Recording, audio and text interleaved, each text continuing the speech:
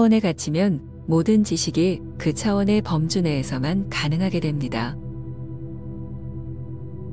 다시 말해, 더 높은 차원은 상상으로도 짐작할 수 없습니다. 그러니 수행자들이 형이상의 세계를 아무리 궁구해도 답을 얻을 수 없습니다. 사력을 다해 알려고 해도 도무지 알 수 없는 고충이 얼마나 크겠습니까? 여기서 발상의 전환이 생깁니다. 진리라는 건 알 수 없는 구조로 되어 있는 것이 아니겠냐는 추측입니다. 다시 말해, 전제는 없다는 것입니다. 이렇게 되면 본인 스스로 진리를 모른다고 자백하는 꼴이 되겠지요. 그래서 알면서 모름으로 가고 모름에서 다시 암과 모름이 한꺼번에 사라져 깨달음에 이른다는 얘기가 등장하게 됩니다. 여러분은 이런 말이 이해가 되시나요? 다음은 어느 유명한 스님이 가나선에 오직 모를 뿐에 대해 기술한 내용입니다. 나는 누구일까? 잘 모른다. 지금이 언제인가?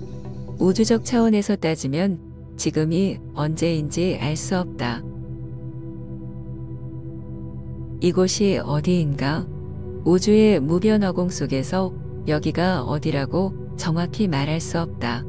무엇을 위해 왜 사느냐는 질문도 마찬가지이다. 육하원칙에 따라 제대로 대답할 수 있는 게 전혀 없다. 수행을 하는 이유가 여기에 있다. 바로 모름의 문제를 해결하기 위해서이다. 선문에서 말하는 간화가 이것이다. 이것이 무엇일까? 지극히 묻고 또 묻고 계속해서 묻다 보면 물음 속에 푹 빠지게 된다. 이것을 선문에서는 의심, 의정, 의단 등으로 표현하는데 결국 여기엔 답이 없다. 있는 것은 오직 모른다는 사실 하나뿐이다. 이때 모름 속에서 일체의 알미 끊어진다. 알미 사라지면서 모름도 사라져 텅 비게 된 자리가 본성이고 깨달음이다. 이상의 내용은 몇몇 스님의 주장이 아닙니다.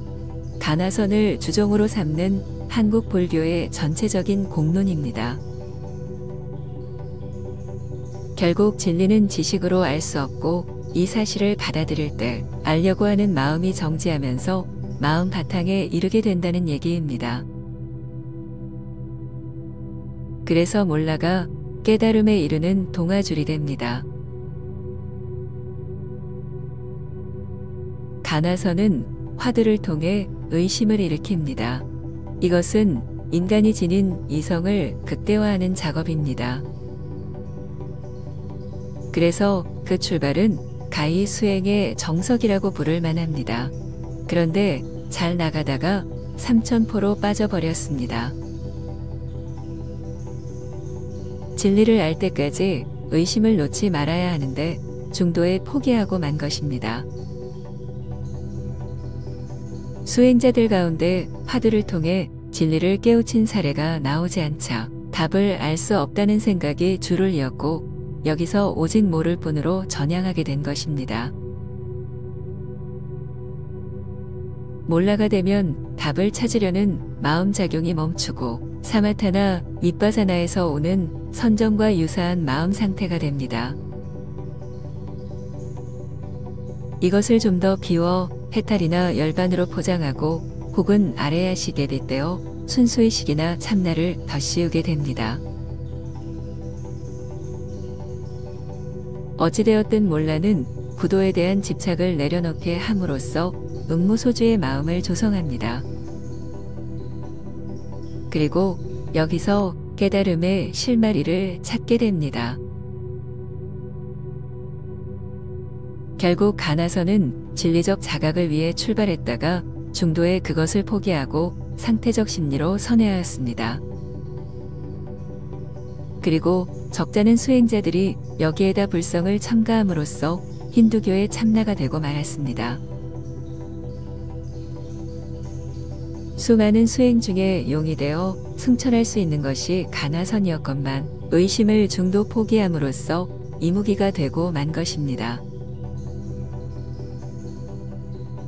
차원을 낮춰 2차원의 비유를 들어보겠습니다.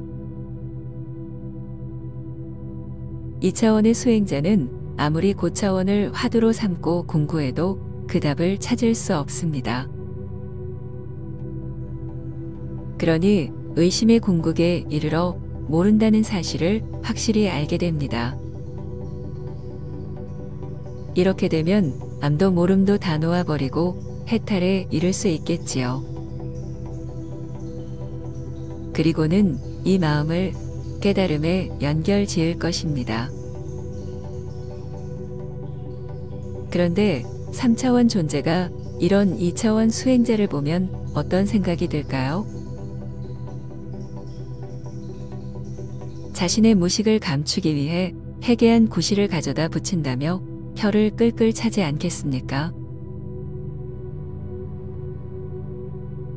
마찬가지입니다. 수행자들 사이에서 유행하는 오직 모를 뿐은 심하게 얘기하면 저차원 존재의 발악이며 구차한 변명일 따름입니다. 서두에서 한 스님이 도무지 답을 알 길이 없다고 예시한 존재론적 의문들은 사실 매우 쉬운 명제들입니다. 이미 세존과 용수가 무아와 종론으로서 그 답을 쉽게 알려주지 않았겠습니까? 자신들이 이해할 수 없다고 몰라를 수행의 대들보로 삼는 것은 한편의 희극에 불과합니다. 요컨대 진리는 오직 모를 뿐을 통해 모름과 알미 사라진 경계에서 터득할 수 있는 것이 아닙니다. 모름과 알미 사라져봤자 남는 것은 그냥 무지이고 무식입니다. 수행자들이 무지와 무식에다 해탈, 열반, 불성 등의 화려한 수식어를 붙여봤자 진리를 모른다는 사실은 바뀌지 않습니다. 분명히 말하지만 진리는 알의 영역입니다. 수학의 공리보다도 명확해서 깨달음이라고 부르는 것입니다. 당신은 자신의 무식을 몰라로 감추는 이 선을 언제까지 하실 작정인가요? 사람들의 눈을 속여 몰라로 자존감을 높일 수는 있지만 인생은 짧고 당신의 수행은 허망하게 끝이 날 것입니다. 당신은 아직도 진리는 알 수 없다고 생각하시나요?